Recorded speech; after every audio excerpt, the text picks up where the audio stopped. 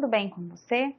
Eu sou a professora Amanda Gladys e essa aula conceitual tem por objetivo refletir sobre os aspectos legais da educação infantil, em uma perspectiva histórica, de forma a analisar o modo como a educação infantil aparece nos documentos legais em âmbito internacional.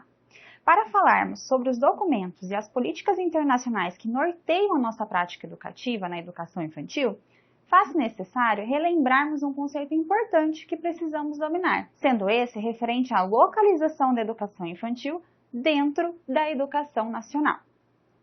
A educação infantil é a primeira de 3 etapas da educação básica, que é o primeiro nível da educação nacional.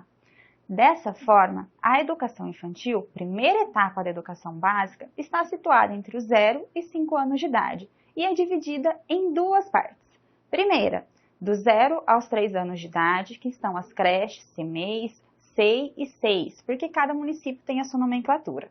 Segunda, entre os 4 e 5 anos, tá? Que são as denominadas pré-escolas. Mas será que foi sempre assim? A educação infantil sempre existiu? Quando surgem as primeiras instituições de educação infantil? Bom, para sermos honestos, é necessário ressaltar que foi no Império Brasileiro, que foi de 1822 a 1889, ainda no século XIX, que surgiram as primeiras discussões sobre uma educação sistematizada para a infância. E é entre 1889 e 1930, o período da República Velha, que nós temos as primeiras instituições de educação infantil oficiais. Na legislação trabalhista, nós temos em 1932 o estabelecimento das creches.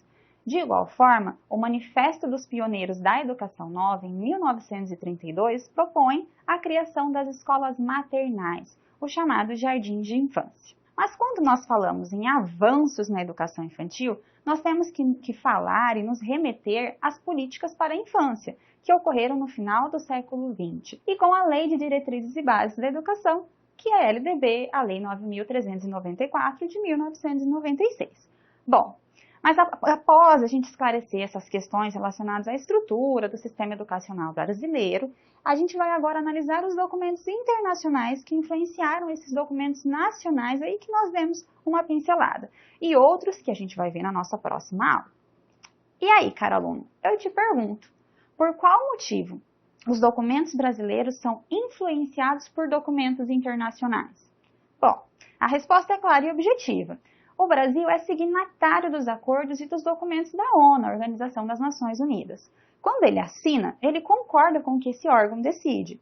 Então, existe uma relação hierárquica entre os documentos internacionais, dos quais o Brasil é signatário, e os documentos produzidos no âmbito nacional.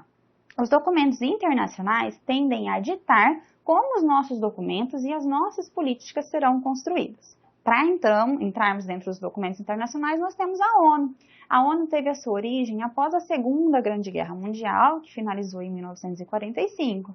E o intuito era unir esses povos e trabalhar para que as atrocidades que foram cometidas contra a humanidade não voltassem a ocorrer.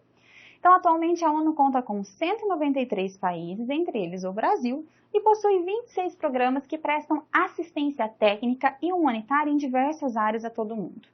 Um dos programas da ONU, da Organização das Nações Unidas, nós temos a Organização das Nações Unidas para Educação, Ciência e Cultura, que é a Unesco, criada em novembro de 1945, que propõe uma educação para todos e uma sociedade que valorize e que zele pelos direitos humanos.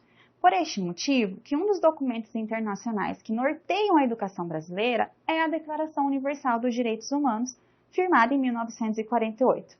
Que pontua que todo ser humano tem direito à instrução. A instrução que deverá ser gratuita, pelo menos nos graus elementares e fundamentais.